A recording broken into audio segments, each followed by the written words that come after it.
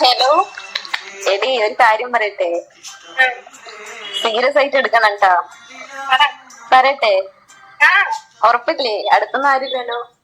സുഹൃത്തുക്കളെ, ഇപ്പോൾ നമ്മുടെ സോഷ്യൽ മീഡിയ ഭരിക്കുന്ന ഒരു പ്രത്യേക തരത്തിലുള്ള ഒരു രീതിയാണത്.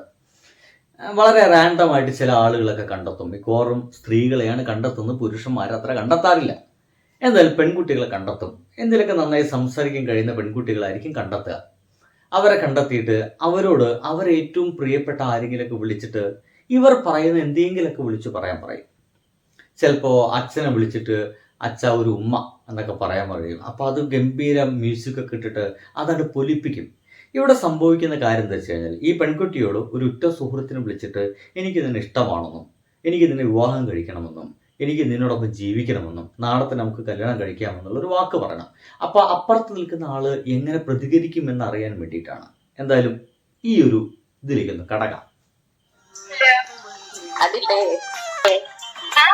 എനിക്ക് ഇന്ന് ഇഷ്ടമാണ് റസി, എനിക്കിന്ന് ഇഷ്ടമാണ്. ട്രൂത്ത് ഓർ ഡെയർ എന്നല്ല, സീരിയസ്ലി. അവിടെ എന്താ പറയുക, ചിരിക്കാണ്ട് കാര്യം പറയണ്ടേ? Yes or no?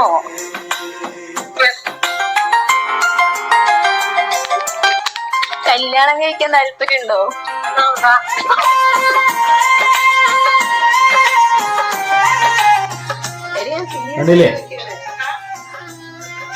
ഇവിടെ ചോദിക്കുമ്പോൾ അപ്പുറത്തുനിന്ന് എനിക്ക് ഇഷ്ടമാണ്, കല്യാണം കഴിക്കാൻ താല്പര്യമുണ്ടോ, വാ എന്ന് പറയുമ്പോൾ അത് ഗംഭീരമായിട്ട് ആസ്വദിക്കുന്നുണ്ട് ആ ചോദ്യം ചോദിക്കുന്നവൻ.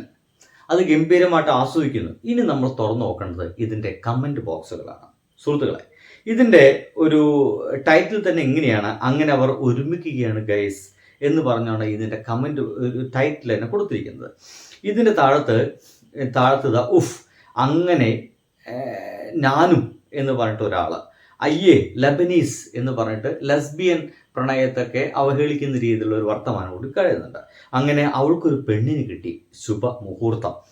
പെണ്ണുങ്ങളെല്ലാം ഇങ്ങനെ തുനിഞ്ഞാൽ നമ്മൾ ആണുങ്ങൾ എന്ത് ചെയ്യും അപ്പാ എന്ന് പറഞ്ഞിട്ട് ഒരു പാവമാണൊരുത്തന് കമൻ്റ് അടിച്ചിട്ടുണ്ട്. എവിടത്?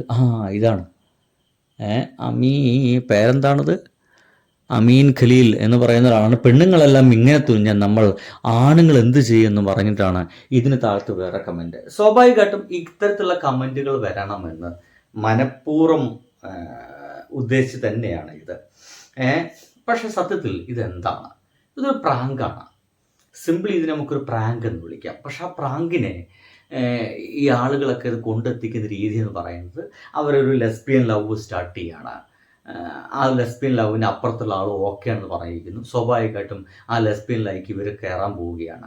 നോക്കൂ, ഈ ഒരു പെൺകുട്ടി അവിടെ തമാശയായിട്ട് പറഞ്ഞ രസകരമായിട്ടൊരു സുഹൃത്തിനെ വിളിച്ചിട്ട് ഒരു പ്രണയം എന്ന രീതിയിലൊക്കെ സംസാരിച്ചതിനെ അതിഭീകരമായ രീതിയിൽ ഇപ്പോൾ നമ്മുടെ സോഷ്യൽ മീഡിയ ആക്രമിക്കുന്നുണ്ട്. ഞാൻ കുറച്ചു മുമ്പ് ഒരു ഉമ്മയ്ക്ക് നേരെയുള്ള ഒരു ആക്രമണം വീഡിയോ ഇട്ടിരുന്നു.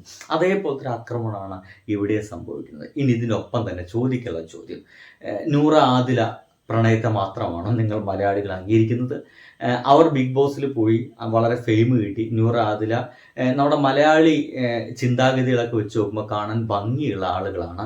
അതുകൊണ്ട് അവരെ പ്രണയത്തെ മാത്രമാണ് നിങ്ങൾ അംഗീകരിക്കുന്നത്? അവരല്ലാത്ത മറ്റാളുകളുടെ പ്രണയത്തെ, മറ്റാളുകളുടെ ഇഷ്ടങ്ങളൊന്നും നിങ്ങൾ അംഗീകരിക്കുന്നില്ലേ? ഇവർക്ക് ഇനിയിപ്പോൾ അങ്ങനത്തെ ഒരു ഇഷ്ടമുണ്ടെങ്കിൽ, ഈ ഒരു പെൺകുട്ടിക്ക് മറ്റൊരു പെൺകുട്ടിയോട് ഒരുമിച്ച് ജീവിക്കാൻ അങ്ങനത്തെ ഒരു ഇഷ്ടമുണ്ടെങ്കിൽ അതിന് അംഗീകരിക്കാൻ പറ്റാത്ത വിധത്തിൽ നിങ്ങൾ നൂറ അതിൽ മാത്രം കെട്ടപ്പെട്ടോ? ഉത്തരം എഴുതാൻ കേട്ടോ, തീർച്ചയായിട്ടും എഴുതാം. ബൈ.